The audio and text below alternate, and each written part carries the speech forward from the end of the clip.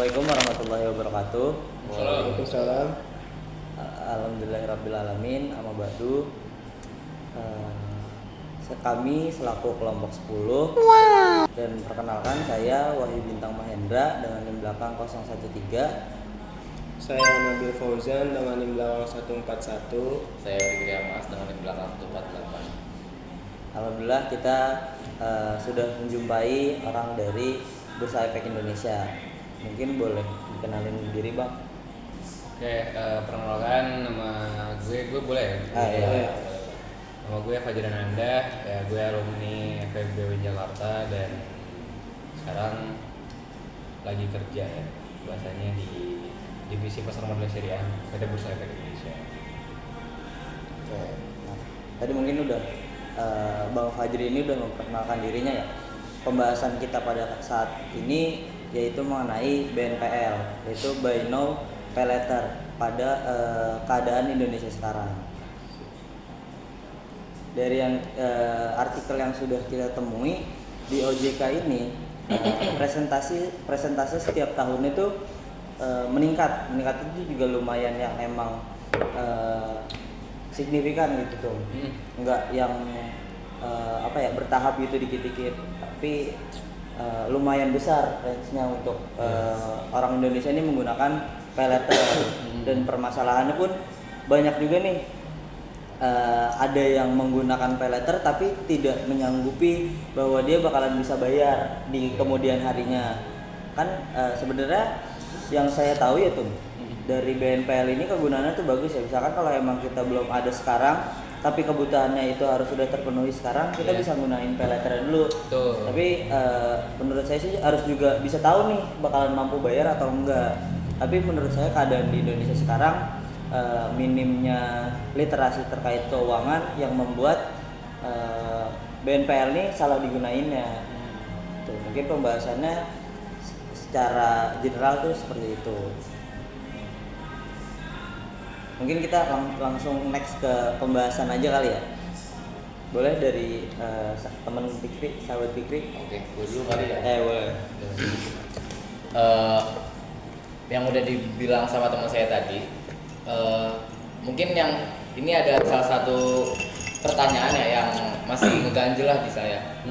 Kalau menurut Tum Fajri, kenapa kalau emang BNPL ini harusnya kan menjadi hal yang positif ya buat masyarakat. Terus tapi juga kenapa masyarakat yang emang mau menggunakan BNPL ini kayak mungkin pay later atau GoPay atau apapun itu kenapa konsumen ini bisa menggunakan data palsu? Mungkin yang kayak salah satu contohnya, mungkin saya nih sebagai mahasiswa tapi saya naruh data kalau saya udah kerja, terus saya belum punya gaji tapi saya naruh gaji 10 juta, 20 juta. Dan itu kenapa masih bisa diloloskan dari pihak BNPL tersebut ini? Oke, sebelumnya kita bedakan dulu ya, BNPL ini kan sebenarnya ada badan pembiayaannya juga gitu ya. Nah, itu bahasanya itu penyelenggara. Nah, kalau dari landasan peraturannya itu dari POJK tahun berapa?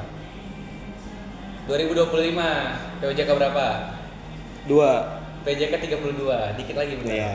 Nah, POJK 32 tahun 2025 bahwasannya BNPL ini badan penyelenggara atau badan pembiayaan ini itu atas izin OJK sama bank umum. Bank umum kalian tahu lah ya. Bank umum apa aja? Bank Himbara, Include, juga bank digital juga kan. Nah, kalau masalah kok ada data dan segala macam masih diloloskan gitu ya. Nah, kalian tahu sendiri ya, sebagai mahasiswa juga kita banyak baca terkait pinjol ilegal gitu ya. Atau sekarang bahasanya pinjaman daring yang ilegal gitu ya. Yang mengutamakan konsumen daripada profil resikonya lah gitu. Kayak yang penting lu pinjam ke gue gitu. Dapat konsumen juga. Iya, gitu. penting pokoknya lu pindar ke gue, yang penting itu aja gitu kan. Masalah data lu segala macam pokoknya lu pinjam ke gue gitu kan. Masalah nagingnya, makanya kita di pindar itu kan yang ilegal ya, khususnya itu kadang banyak yang neror keluarga ya kan, banyak yang nebar-nebar wah gue teror lu, gue datengin lu ke rumah gitu kan, segala macam yang tidak etis lah cara penagihan sebagai debt collectornya gitu kan. Nah, sebenarnya dari POJK 232 tadi 2025 itu sudah diatur bahwasanya hanya bank umum saja dan penyelenggara pembiayaan atau badan-badan pindar-pindar ini yang udah legalitasnya dari OJK. Jadi atas izin OJK gitu. Nah, makanya kadang sebagai Gen Z gitu kan, kita juga harus melihat nih layanan pindarnya ini udah legal sama OJK atau belum, udah diawasi OJK atau belum gitu kan, udah izin belum dari OJK-nya gitu. Nah, kayak tadi yang sempat di-mention saudara siapa? Saudara Fikri tadi terkait Shopee Pay Later gitu yang sama GoPay Later. Nah, itu sebenarnya bukan BNPL. Nah, tapi itu beda tuh. Itu namanya layanan finansial dari e-wallet dan atau e-commerce gitu kan. Nah, itulah PR OJK nanti terkait regulasi kedepannya gitu. Pembatas dari kedua ini Shopee Pay Later sama Pindar ini itu apa ya sedikit sangat tipis lah gitu perbedaannya. Benar begitu, saudara siapa? Betul, Nabil. Saudara Nabil gitu kan. Saudara Nabil pernah pinjol? Alhamdulillah belum pernah. Alhamdulillah belum pernah ya. Tapi kadang kita ini ya di teman-teman kita pasti adalah yang beberapa tuh udah pernah ngerasain pinjaman daring gitu kan. Iya. Betul, Nah, banyak. sayangnya yang tadi Mas Mas Bintang sebutin gitu ya. Padahal ini positif betul. BNPL ini sangat positif. Itu ngebantu kita ketika kita terdesak gitu ya.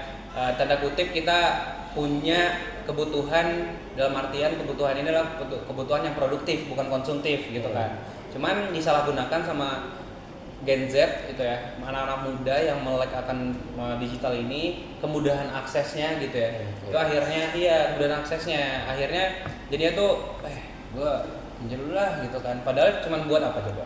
Buat ngopi atau beli HP gitu kan. Sekedar gaya-gayaan atau mau gengsi aja gitu.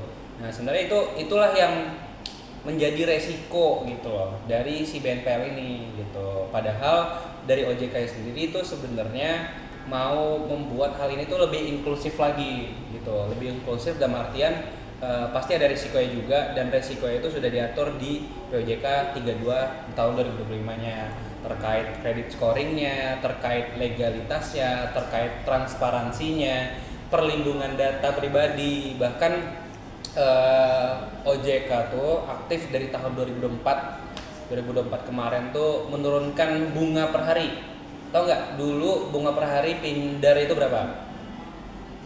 0,3%. Tahun 2024 itu 0,3% gitu.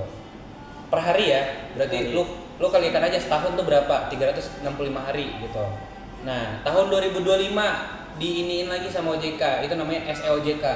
Tahun 2005 ditekan lagi bunganya per hari jadi berapa? 0,2 dulu. Nah, akhirnya tahun 2026 itu jadi 0,1. Berarti per tahun bunganya berapa? Pindar 36%, 36,5%. Karena 365 hari. Nah, iya betul, pintar. Nah, itu bunga yang sudah ditetapkan. Itu batas maksimum, bukan minimum. Pokoknya dari POJK-nya batas maksimum. Di atas dari itu berarti Pindar itu ilegal. Karena sudah ditentukan. Gitu, karena sudah ditentukan sama pihak OJK dari RKPD-nya gitu. Rancangan peraturan terbaru dari anggota Dewan Komisionernya di OJK gitu terkait pembatasan gitu. Karena melihat yang tadi di-mention sama Mas Bintang gitu kan terkait pertumbuhan per tahun, per kuartal kemarin datanya itu bilang pertumbuhan Pindar itu 55% per tahun. Tahu nggak berapa total dana yang berputar di Pindar ini? Coba ya. Triliun, 13 triliun. Wow. Almost per tahun. 13, pokoknya 12,81 triliun di tahun 2026. Tahu nggak berapa rekening yang udah terdata yang make Pindar ini, layanan Pindar atau layanan BNPL ini itu sekitar 32 juta rekening gitu. Wow. Dan 77%-nya itu anak-anak muda. Yang paling gede di mana? Jakarta. Salah. Yang Bandung. paling gede Jawa Barat. Oh, Jawa Barat. Jawa Barat paling gede. Terkait 34%-nya itu di Jawa Barat yang make Pindar. Kira-kira kenapa tuh? Pasti gaya hidup. Gengsi. Bener kan? Gengsi. Hedonic motivation ya kan. FOMO, impulsif segala macam. Wah gila sepatunya kece, gua harus kece segala macam. Nah lingkungan juga mempengaruhi gaya hidup kita juga sebenarnya gitu. Makanya kita harus bijak terkait penggunaan pinjaman tadi gitu. Oke. Berarti yang saya tangkap tuh tadi lebih ke ini ya tuh, orang-orang yang kayak contoh tadi di Jawa Barat kan range juga gede tuh yang pakai, entah itu dari gaya hidup mereka, gengsi segala macem ya. Nah dengan faktor tambahan ini juga nggak sih tuh kayak minimnya literasi mereka, apalagi kan sebenarnya di yang yang legal tadi kan udah nyantumin ya, misalkan bunganya berapa, Iya. mereka bisa bayar atau enggak, gajinya tuh berapa. Betul. Nah biasanya itu kan hal-hal yang disepelekan gitu Betul. sama orang-orang yang menggunakan itu tuh. Nah mungkin hal apa sih kira-kira yang bisa lebih menekankan lagi bahwa orang-orang ini bisa sadar akhirnya kalau emang menggunakan BNPL harus bisa bertanggung jawab. Tuh. Nah, sebenarnya terkait literasi di Indonesia per tahun 2025 kemarin itu sekitar di angka 64%. Masyarakat Indonesia itu udah terliterasi lah dengan baik. Cuman yang dibahas di sini kan BNPL ini adalah produk baru kan. Oh, iya. Kalau misalnya secara global Indonesia itu termasuk leading mover lah, first mover dari BNPL ini gitu di ASEAN. Jadi terkait Pindar segala macam buy now pay later ini di ASEAN itu Indonesia itu termasuk yang baru yang ngebawa inovasi ini gitu. Nah, di Australia juga udah legal, di Amerika juga udah legal gitu kan. Nah, kita nih lagi sedang menyempurnakan gitu ya, tahap penyempurnaan dari si BNPL ini gitu. Terkait literasi tadi sebenarnya udah oke banget, 64% masyarakat Indonesia terliterasi. Cuman pemahaman terhadap risikonya yang masih minim gitu. Lebih kayak nyepelein gitu ya. Iya, nyepelein, mereka tuh bingung, bukan bingung sih, lebih ke sulit membedakan mana kebutuhan yang produktif dan konsumtif gitu.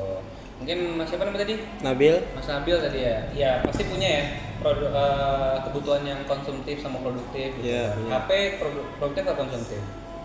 Produktif. Produktif ya kan. Baik lagi kalau misalkan kita emang HP-nya itu yang mahal-mahal banget Iya. gitu kan. Keluar iPad terbaru, pengen beli. Beli. Itu Konsumtif. konsumtif. Kita harus utamakan fungsi bukan Gengsi. gitu sebenarnya. Pemahaman resiko lah balik lagi gitu kan. Pemahaman resiko tuh nggak bisa dari OJK atau dari siapapun lah, BNPL segala macam. Tapi harusnya dari diri sendiri gitu kan. Kita sanggup nggak kalau misalkan, karena BNPL ini sebenarnya memudahkan aksesnya juga ya gitu kan. Misal gaji kita 7 juta gitu kan, kita mau beli iPhone 24 juta, bisa nggak kira-kira? Nggak bisa. Nggak bisa, karena ada layanan BNPL ini akhirnya itu memungkinkan ya kan, dalam kurun waktu cicilan 3 bulan, 6 bulan, 12 bulan ya kan. Dari 24 juta tuh ya kalau misalkan 12 bulan berarti sekitar 2 juta ya kan, 2 juta setengah lah. Memungkinkan nggak? Memungkinkan, karena gaji kita per bulan 7 juta ya. Itulah, itu yang bisa disisipkan sebenarnya. Cuman karena banyaknya platform e-commerce ya kan yang menyediakan BNPL tadi selain Pindar ya kan yang diizinkan OJK, akhirnya itu kadang tuh impulsif kita itu nggak sadar gitu loh. Kita nggak sadar ternyata di e-commerce A kita udah punya cicilan sekian, di e-commerce B kita udah punya cicilan sekian. Nah akhirnya potensi gagal bayar tuh semakin besar gitu. Sebenarnya kayak gitu sih. Makanya terakhir di RKPD rapat Dewan Komisioner OJK itu sudah membatasi lah terkait peminjaman daring ini atau BNPL ini. Tuh udah mulai diatur lah, spesifik diatur untuk membatasi akun untuk peminjaman gitu. Jadi dulu mungkin nggak ada pembatasan ya, misal satu akun tuh satu orang tuh boleh bisa minjam di beberapa platform gitu ya. Nah sekarang tuh nggak bisa. Gitu. Udah bisa dikendalikan sama platformnya juga. Oh lu udah pinjam di sana, lu udah pinjam di sana gitu. Karena kan sebenarnya balik lagi ya resikonya tuh banyak gitu. Sekarang nyari kerja gitu ya, nyari kerja tuh ada namanya background checking. Salah satunya itu Slick OJK. Nah, kalian pernah dengar ya banyak Gen Z yang ngelamar kerja gagal, nggak ditolak karena Slick OJK bermasalah. Nah itu tuh salah satu resikonya sebenarnya gitu. Itu sih. Berarti kalau yang tadi kan udah ditetapin ya, kalau satu orang tuh bisa punyanya di satu platform atau emang berapa tuh? Maksimal 3. Oh maksimal gitu.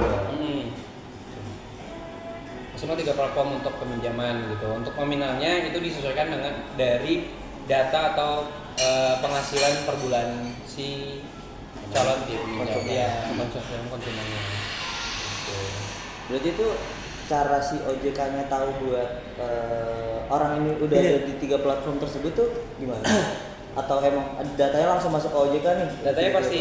Ini kan makanya ada Slick OJK kan. Nah, Slick OJK itu adalah kumpulan data riwayat kredit si konsumen ini, si misal Slick OJK si Mas Fikri gitu ya. Nanti kelihatan tuh si Mas Fikri ini udah minjem atau riwayat kreditnya di mana aja, nunggak atau enggak gitu. Kalau nunggak itu ngaruh ke skor si Slick OJK-nya.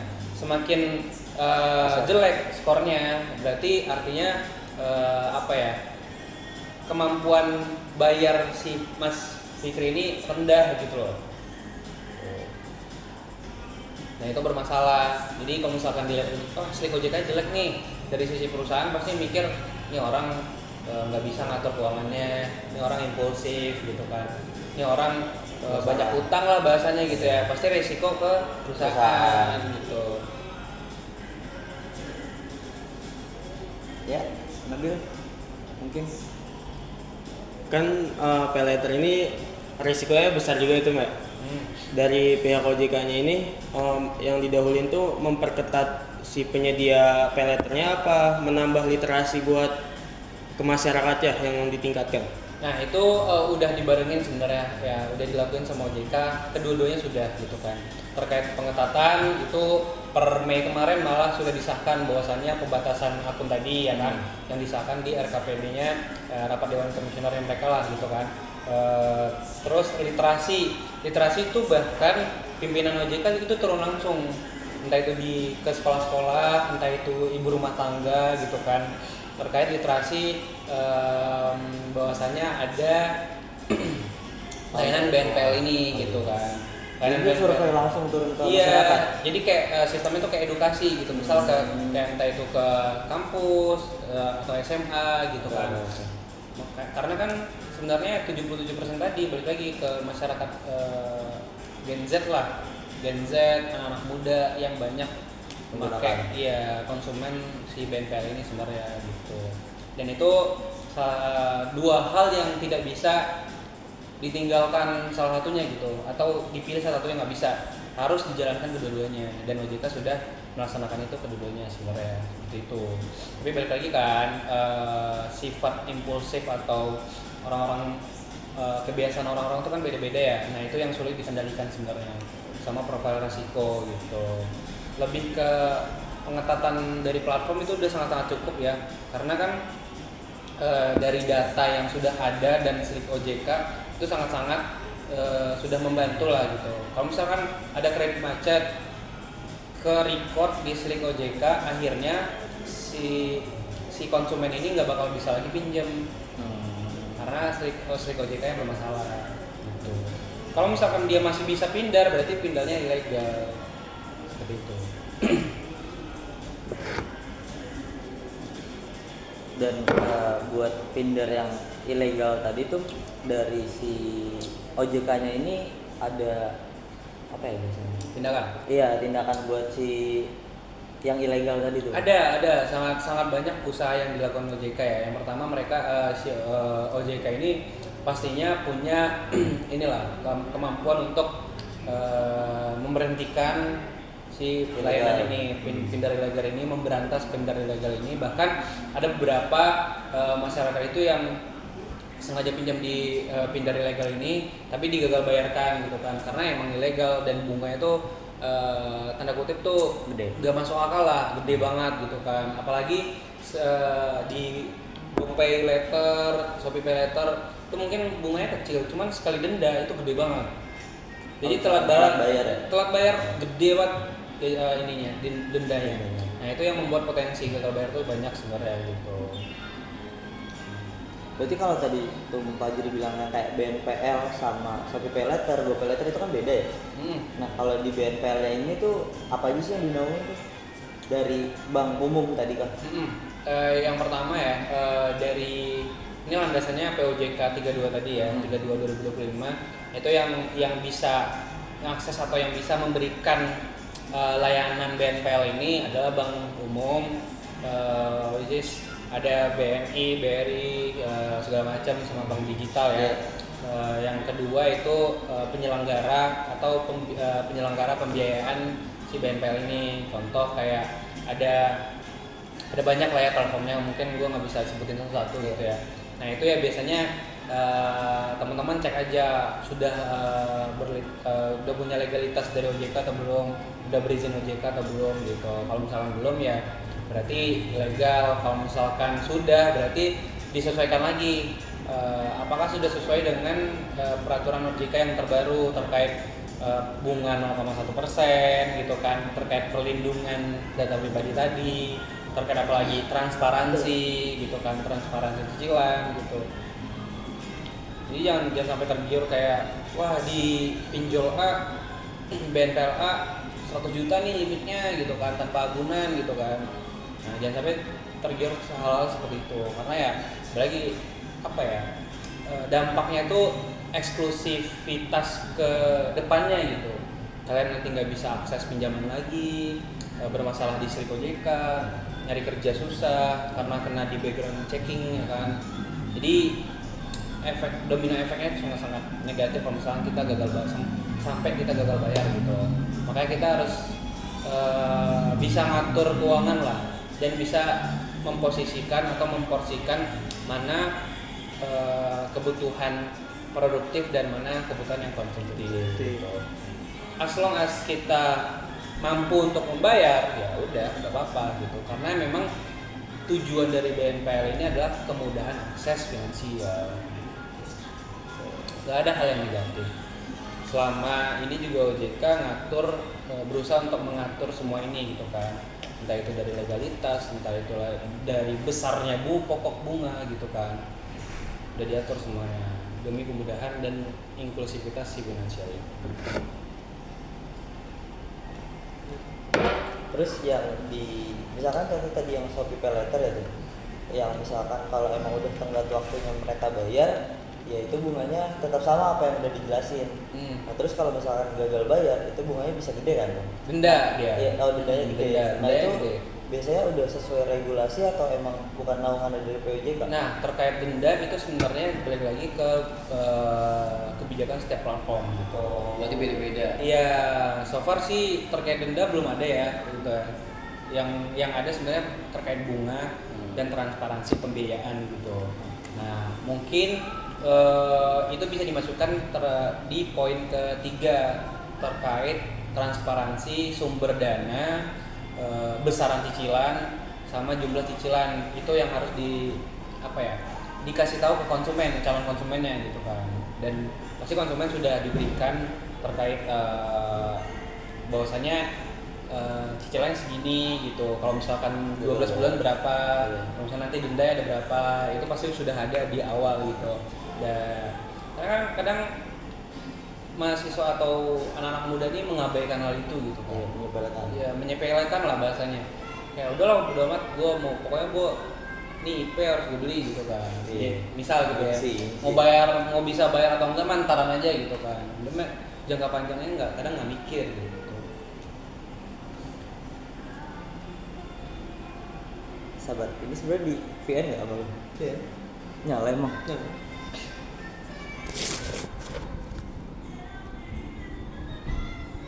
Gue keren nggak masuk, ada yang nggak masuk dari sini. Faktor-faktor yang menyebabkan penata hutang konsumen apabila PayLater kebijakan dan aturan baru.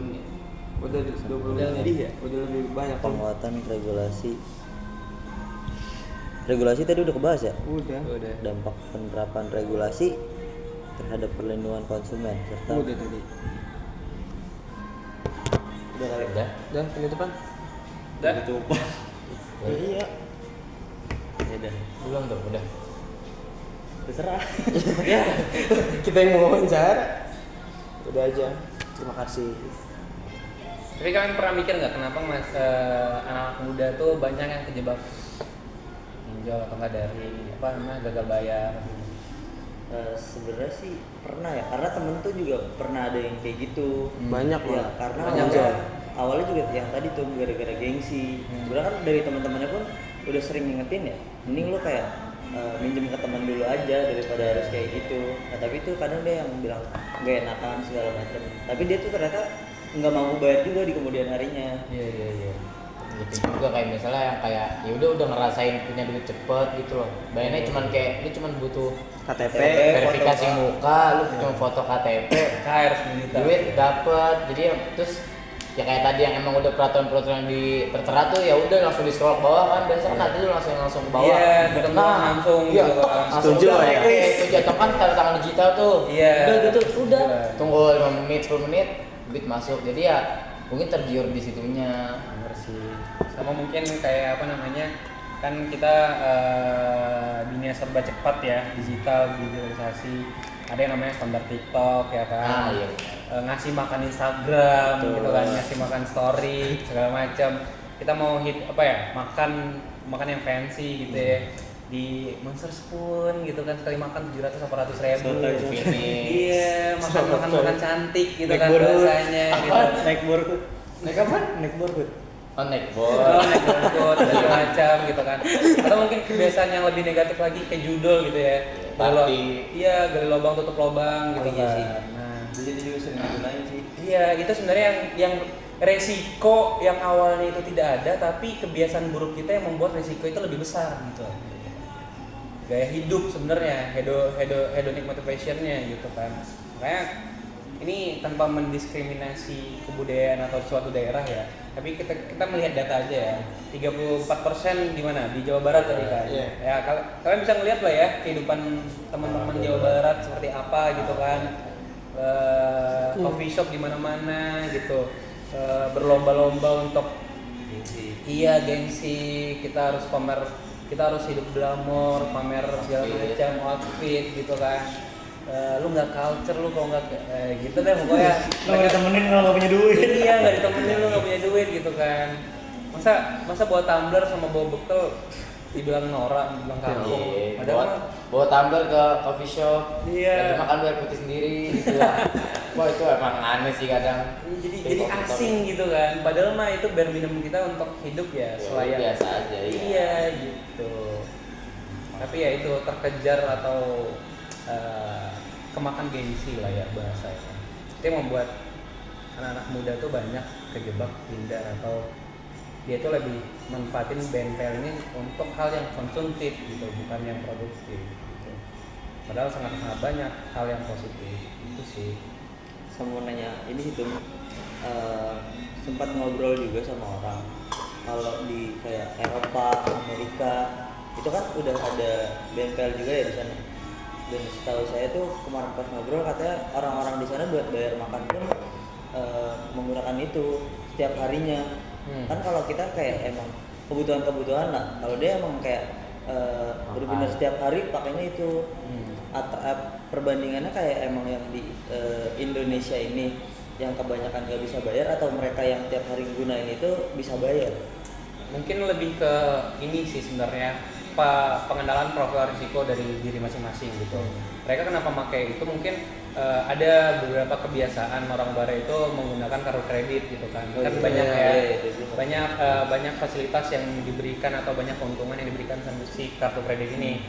Sebenarnya kartu kredit ini kurang lebih sama kayak BNPL ya gitu kan. Ya kan? Cuman mereka itu setiap akhir bulan baru dilunaskan gitu kan. Nah, biasanya banyak layanan itu banyak yang dapat diskon kalau misalnya kita pakai kartu kredit gitu kan.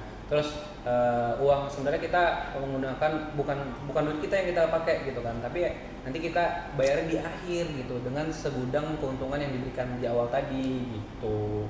Nah, kebiasaan itulah yang membuat orang-orang Barat tuh akhirnya mengenal profil risikonya itu seperti apa gitu. mereka kan menggunakan kartu kredit itu bukan untuk gengsi gitu loh, untuk ngambil keuntungan yang diberikan tadi gitu kan. Dan promo ya. iya, BNPL juga gitu kan kadang. Iya. Kan kita mau di let's say Shopee gitu kan. Kita mau beli something lah gitu. Pasti ada layanan Shopee Pay Later yang ngasih cashback kan. Iya. Nah, sekecil kayak keuntungan kayak gitu aja tuh kadang-kadang orang barat tuh itu mereka mikirnya itu adalah keuntungan yang besar gitu. Kayak gue lebih untung pakai Shopee Pay Later gitu kan. Cuman balik lagi itu adalah kalian yang produktif gitu, ngambil keuntungannya. Cuman kalau orang kita kan lebih ke ini sebenarnya kayak ngambil udahlah ini gue mau nyicil aja gitu kan, tanpa mikirin keuntungan yang ada sebenarnya. Tapi nggak terlalu banyak lah yang aware terhadap keuntungan yang dikasih sama BNPL sebenarnya gitu. Lagi mungkin Nabil? Udah cukup kan? Tutup. Cukup. Oke. Tutup Bil. Tutup dong. Mandur. Mungkin terima kasih buat Terima kasih, Bung Fajri atas penyampaiannya tentang pay letter. Dari kelompok kami sih cukup sekian, kurang lebihnya mohon maaf. Ulul muwaffiq ila aqwamit thoriq. Wassalamualaikum warahmatullahi wabarakatuh. Waalaikumsalam.